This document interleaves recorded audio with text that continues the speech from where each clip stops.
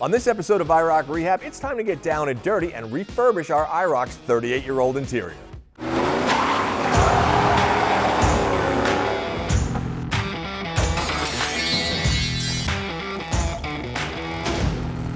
I want to talk about the IROC's interior for a minute because honestly, it's one of my favorite places to be. You see, these cars, by today's standards, they look big, but they're really not. They're pretty compact.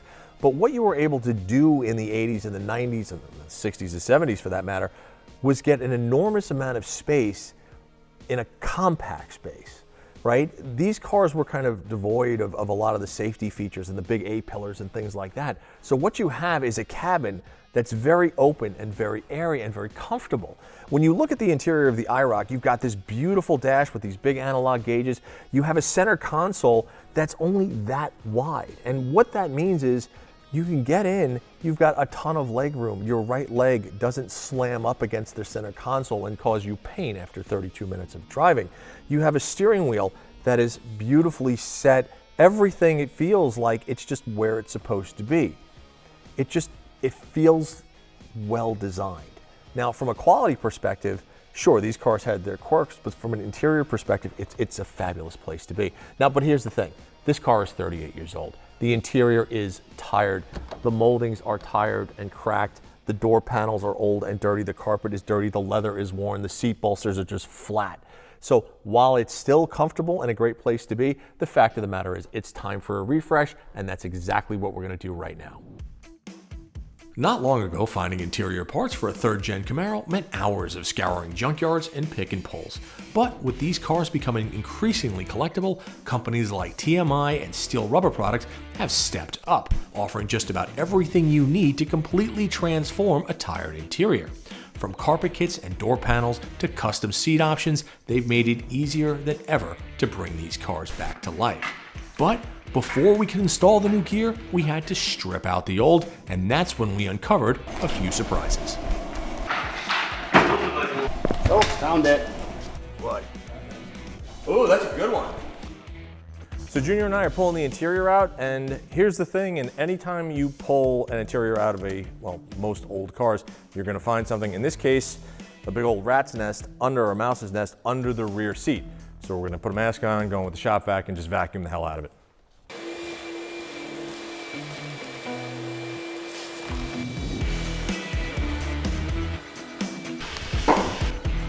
Yeah, a little ripe in here. A little bit. I should have left the seats in. Oof. Still has the original can. That's cool. You guys want to see a piece of archaeology? A little automotive archaeology? So as we're pulling the car apart, we're pulling the carpet up, and what's really cool is the IROC still has the original Space Saver spare. It also has the original canister in there. Odds are they're no good anymore. Yeah. This is a family show, so anything I want to say right now, not good. Don't snap, don't snap. Thank you. This is a nightmare to take out. So for anybody that's looking to do the interior, so let's put it this way. Anybody can do the interior. When you do it, just be patient when you do it. What we're gonna do is we're gonna peel all this off. We actually have the new carpet inserts. We're gonna use this as the guide to actually cut the hole for our vents on each side. Then we're gonna clean the sides of this thing best we can, unglue it, glue the new carpet on, put it back in, and we'll be good to go. That's gonna take a little getting off because that's 40-year-old glue and that shit's on there.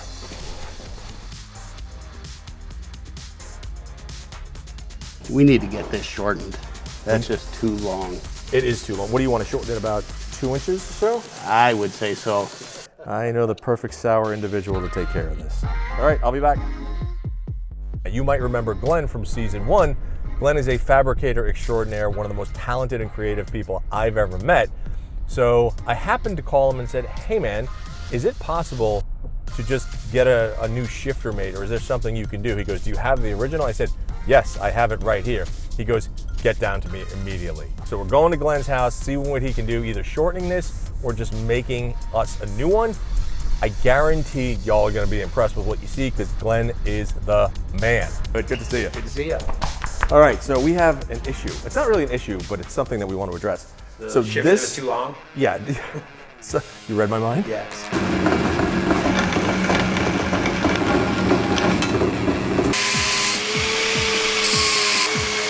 It got heavy.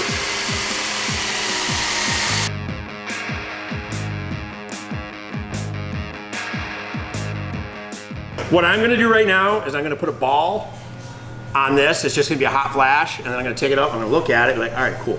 And then I'm gonna come over here, and I'm gonna tack it and tack it, and maybe run a small pass. I can let this cool for a second, then I'm gonna flip it, and I'm gonna do the other side, and then make sure it's fairly straight, and then it'll just be B-roll of just a couple of passes, and then I'll go back over there, we'll make some sparks, and then I'll get it cleaned up, then I'll grain it, and we'll hit it with a rattle can. Okay, watch your eyes. Okay.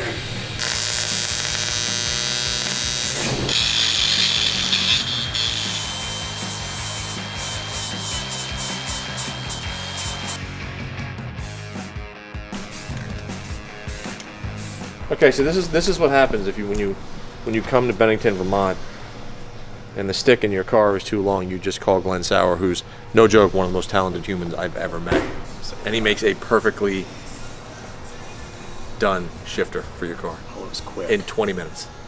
20 minutes. Oh, corn mouse house. Oh, see acorns.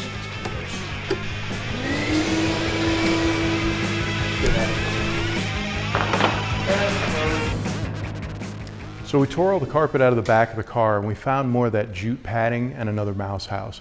The jute padding is what the factory used for sound insulation, and it's really just scrap thread and fabric pressed into matting. And the mice love to tear it apart, and then they, of course, make a mess out of it. We're going to throw all that away and we're going to replace it with some of the Hushmat. The Hushmat is a heavy padding that offers thermal and sound barrier protection.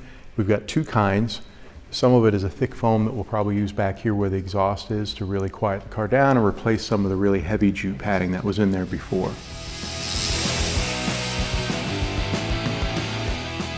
So right here I have some Hushmat, sound deadening, and thermal protection. It's basically a butyl rubber with a foil front, and I'm going to slice a bunch of pieces up and just kind of stick it all over here to try and quiet our ride and keep some of the heat out of the footwell, and more than anything, just keep it quiet. All right, the beauty of this stuff is you don't really need to cover every square inch of the car. You just have panels here and there. Part of the sound deadening is just to stop a panel from oil canning. So, I mean, if you can, or if you want, you can do every square inch, but you don't really need to. You just need to kind of strategically place it on flat areas, and that's more than enough to deaden the sound. This is like contact cement. Yeah. Oh yeah, it does not need to be pretty. So what we're doing right now is we're going to put a new hatch seal on from Steele Rubber Products. The nice part is they still make all the seals for this car. In fact, we're going to do the whole car. But before you do this, what you want to do is you want to prep the surface. And as you can see, we started to prep it right here, but you still have some more glue down here or rubber cement or whatever somebody used to actually put this onto the car. So we're going to clean it, and then we're going to put the new seal on the hatch. This way, once we put the interior moldings back on, it'll seal everything up, it'll look nice. The other part is the new seal will obviously keep this thing from leaking, and as you can see in certain spots, there were some leaks down here, so we want to stop that from happening in the future. For some of this stuff, you might have to use a razor blade because God knows how long this junk's been on here. So now it's time to install the hatch seal, the new hatch seal from Steele Rubber Products. Now, as you saw, we took the other hatch seal off. It was all gummed up around here. It was also hard and brittle, and it was starting to crack. This is the brand new one. Now, the nice part is it comes wrapped up nicely. Pull the wrapping back, take it out, unfurl it. So what we're gonna do first is just test fit it around the hatch. What we're gonna do now is basically line the weather strip up right in the center. Now, and then you just start to feed it in. If you look, it's nice and grooved, and there are little teeth in here, so it hooks on to basically the ridge over here. Now, you can add a bit of adhesive in here if you want, but for demonstration purposes, we're just gonna slide it on, and you'll see me work it all the way around back to the middle. And this is, again, sound deadening, waterproofing, everything. Weather stripping is tremendous. So we're gonna start right in the middle, and then literally just press it on to the lip, and work our way around the hatch. Okay, so as you can see, we just fed it around and really just notched it in. Now the good part is they give you a little extra. Give yourself, I don't know, 1/4 of an inch or so, and then you can put it on, cut it with a pair of wire snips or tin snips. And then this way, if the rubber kind of contracts, it'll contract and pull itself together.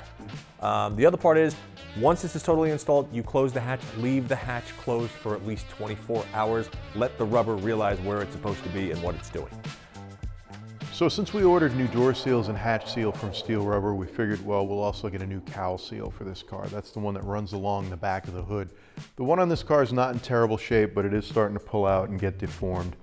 So we figured we might as well change that too.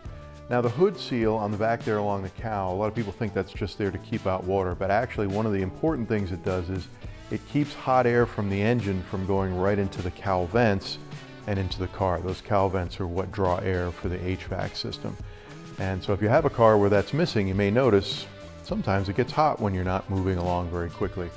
So we're going to pop that out. It's easy to get out. We're going to use one of these interior tools. If you don't have a set of these, you can buy these cheaply now. They used to be only available from tool trucks, but there's regular ones in the store now. They work really well. We're just going to pop the pins out. The new one from Steele has brand new pins in it. We'll pop it in, and that's all there is to it.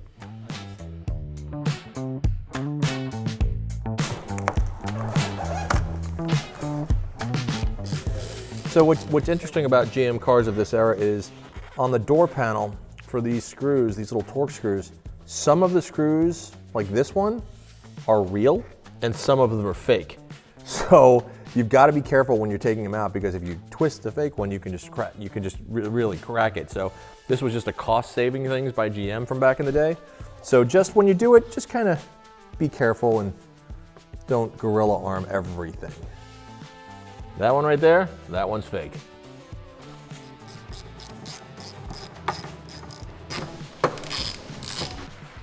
I mean, the cool part is, see how dirty that is?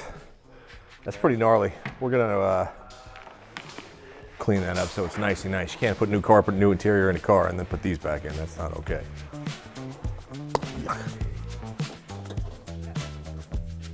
Oy. We just took the door panel off, and before you put the new door panel on, meaning the new lower section, you need to retain this upper portion, the plastic piece, the right? plastic piece. But when you look at the plastic piece, this from the factory came as one piece. Now, Steele Rubber Products also gave us new window felts, but in order to get the window felts on, well, these are plastic rivets.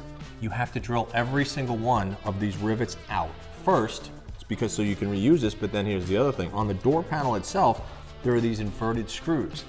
These, we're probably gonna end up taking a pair of needle nose, twisting them off, we're not sure, but one thing we do know is we have to be unbelievably careful because we have to reuse this and it's in good shape. The door panel itself, we don't care about. This, we really have to care about. It looks like it's Yeah. a threaded nut. Seems to be coming on. Yep. This is where you have to be super, super careful. You know, when we put the new TMI panels on, what you're gonna see is, okay, so that's how you do it. That's it. It's just one of those stamped nuts. Yeah. They put it on inverted, so you can't get a socket on there, probably for clearance issues. But you can't, this is where, when you do this, you have to be so, so careful, because if you, essentially, if you crack these tabs off, you won't be able to feed the panel in again. So we're gonna see how the TMI door panels fit with this, and then once we figure it out, we'll let you know. We're doing it right now, so stay tuned. After the disassembly, and once we assessed which original components needed to be reused and which ones were headed to the trash bin, it was time to finish mounting our TMI door panels, as well as install the outer Steele Rubber Products window felts into the Camaro's doors. Get a huge flat surface like this and get something underneath so that when you're taking those rivets off, what you can do is lay the panel on there so you don't damage the plastic. I mean, again, your biggest thing is you do not want to break these tabs. Now, the new panels from TMI are actually beautiful. I mean, they're just, I'll just flip it up really quick. Really, really nice, okay? So when you're doing this, if you've just taken the old panel off, put on a set of gloves so you don't muck this one up if there's any grease on your hands or anything like that, right? Keep the old panel. Now you're gonna take the old panel, you're gonna lay it down. The nice part is TMI has already put all the holes for all the fasteners in. So you can see here and here, all the holes are there. But just to make sure, take the old panel, overlay it on top, make sure everything lines up, because once you cut, that's it, there's no going back. So now that we've overlaid this, we know, this is one of those things where just double check everything before you put the razor blade or knife or whatever you're gonna use in here. Because if you screw it up, you gotta get another panel. You don't want to do that. So these plastic posts here go through these holes here, and the panel from TMI does not have these holes. I do not want to drill these because you could very easily grab this fabric and wind it right up and make a mess. So I am going to find the correct size punch here, hopefully, and we're going to punch them all out. And we're going to go as you can see, this holes are an oval. I'm going to try and punch, so that gives us enough room to move and adjust so it'll fit. And from what I noticed, the back edge of this plastic matches the back edge of that panel. So before we tighten it down, we have to make sure that that's aligned, situated and aligned properly. We punched all the holes and everything lined up great, but if you look at the stock door panel as compared to the regular door or to the aftermarket panel for TMI, this door panel, the fabric stops here. This foam is also much thicker up here. So what we have to do is we have to trim just a little bit off the top. This way there are two tabs under here, and you want the upper cardboard of the door panel to slide under this and basically hold it in place. So that's what we're gonna do now. We're gonna measure a little bit, we're gonna cut. This way this panel will slide in here and everything will fit the way it should.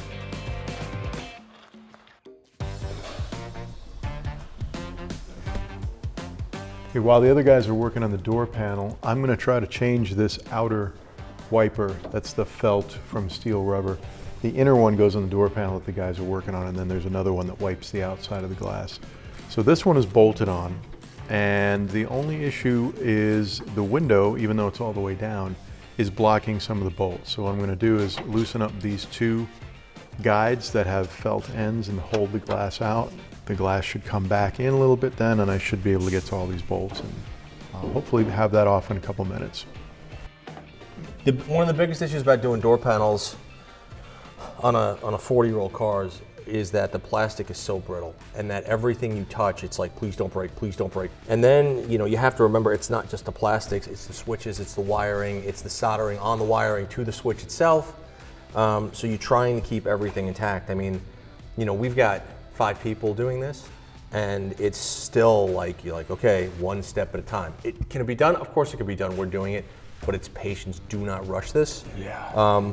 The good part is like the fitment of like the TMI panels to the factory plastic and everything is good, but what we're doing now is we're threading the door handle back into the factory plastic, and then we'll clean the armrest and put that back on. But again, this is patience, patience, patience. Never rush. Okay, so we got a ton of stuff done today.